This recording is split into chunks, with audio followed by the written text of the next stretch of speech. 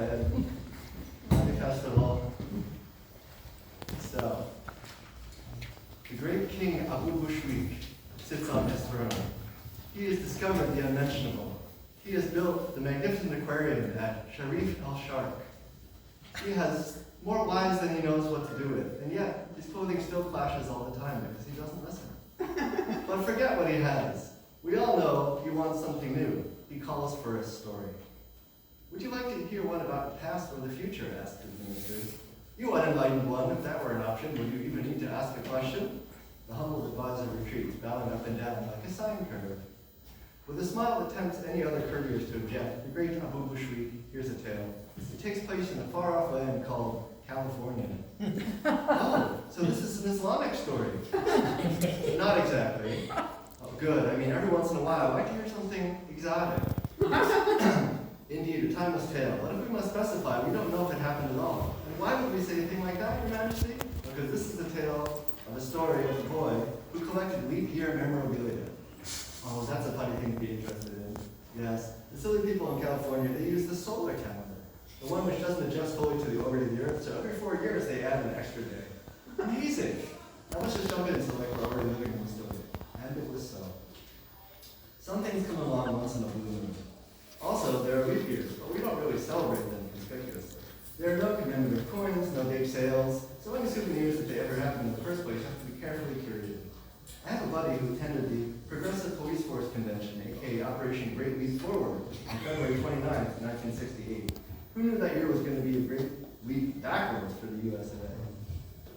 Random special pins and party favors have also been collected, which capture the mere shadow of the day that passes to the night, like a photo negative. Is it a day that really exists? Rumor is it that women started proposing to men on leap days because someone, maybe the great St. Patrick, humored them. If it's a day that doesn't officially exist, you need to do those types of things. If no one is paying attention, wouldn't it be a great day for aliens to visit the Earth? They are, after all, 180 elements on the periodic table, and those samples don't collect themselves. Any self-respecting alien would like to make it worth a trip, and the leap day would be ideal for exploring the Earth. Little Walter McJohn was born on February 29th. His family called him Little Walter as a joke. Of course, he had a birthday every year, but they pretended he only had one every 4 years, so he was always going to be little. After a while, he felt angry, or at least unappreciated. One year, he thought, one time I want to have a real party for my birthday, a place where everyone knows it's a special day. Well, Anthony, Texas, and Anthony, New Mexico are leap year capitals. The two Anthonys are right next to each other across the state borders. The Anthony in Texas is in El Paso County. Back in the day when Texas was not its own country, the legend is that leap folks asked the Mexican government to declare a holiday. And the Mexican government, in turn, asked for the bishop's dispensation to celebrate. The response was, Prohibido El Paso. Local leaders interpret this to mean what is not allowed in El Paso can be enjoyed in Anthony. If you drive on Interstate 10, you'll see a lot of interesting things. One of them, or actually two of them, are the town of Anthony and Anthony.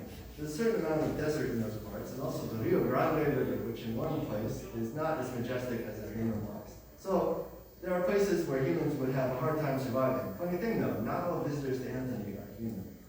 Over in Roswell, New Mexico, that's a place where people say the aliens are. The government captured them and keeps all the evidence there. Well, as I mentioned, and apparently the aliens agree with me, the leap year is a very good time to visit here.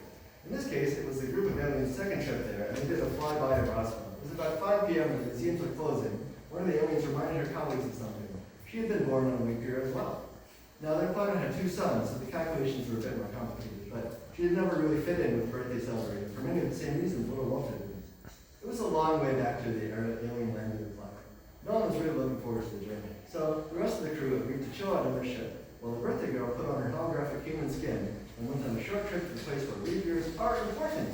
There she stood on Main Street, of one of the other abandoned, perhaps both. A line runs down the middle of it, defensively to keep traffic segregated. But tonight, the street is blocked off to make a better street party, and that party is only one particular restaurant-type warehouse structure. He's sitting at the bar by himself, checked in from the motel, ready to mingle, and surrounded by all these other Pisces. Should I talk to the ladies next to me, he wonders?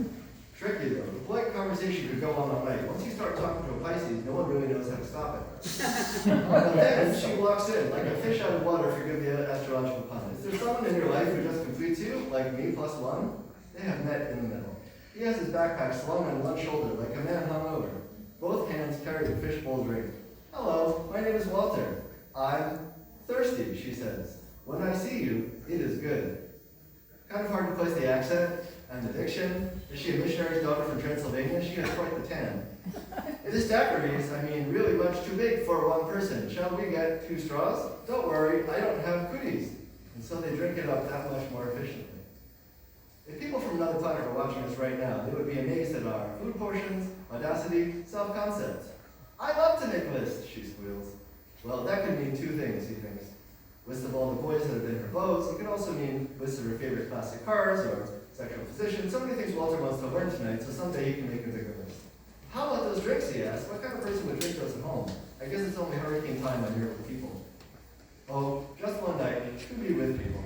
You think she's talking about leave your birthday people. Happy birthday to you, thirsty lady.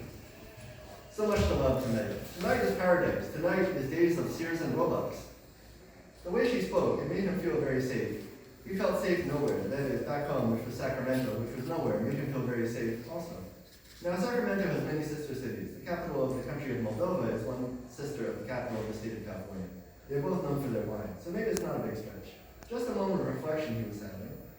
And she's going for it. It was a new one for Walter to have a girl making out with him at all, but especially without him having to make a move. Yes, he would go with it. Making out in front of all those other Pisces who were averting their eyes because, why cry? Making out has never been this great. Her tongue is doing all sorts of acrobatics in his mouth. It almost feels like there's a slit down the middle. He pauses for breath. I really think we have a connection, he says. Thank you for listening to me. Listening, she says, ain't on the periodic table. Back to his hotel they are going. Can they take their drink with them out on the street? Depends if they're on the Texas side or the New Mexico side. I guess they'll have to walk on the yellow line just to be safe.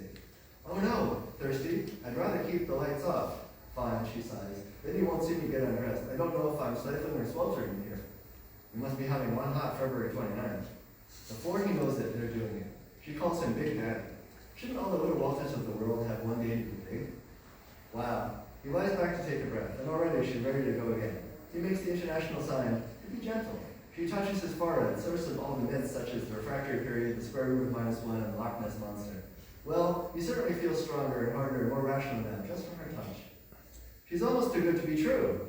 She has electric magic and a forked tongue, and is she the devil? No, he says to himself with a smile. Everybody knows the devil ain't a woman. It is daybreak when she tiptoes out. She has assumed another human-like disguise. She carries a hurricane drink glass full of many sperm samples she has collected from him. This will go back to the ship, which swims by to beam her up any which way it can. Her crewmates greet her warmly. They love DNA. They put the hurricane glass in the freezer, and up and away they go, high on science. Epilogue. Asked the great King Abu Bushweek. Did she miss him? Oh yes, sire, at first. Faithless one, was she? No, not that. Not so much as she had no antibodies to the common rhinovirus. She had to be quarantined for 50 years until someone found a cure. The great one ponders. What that means? Yes, majestic one. He was the love of her lifetime. The end.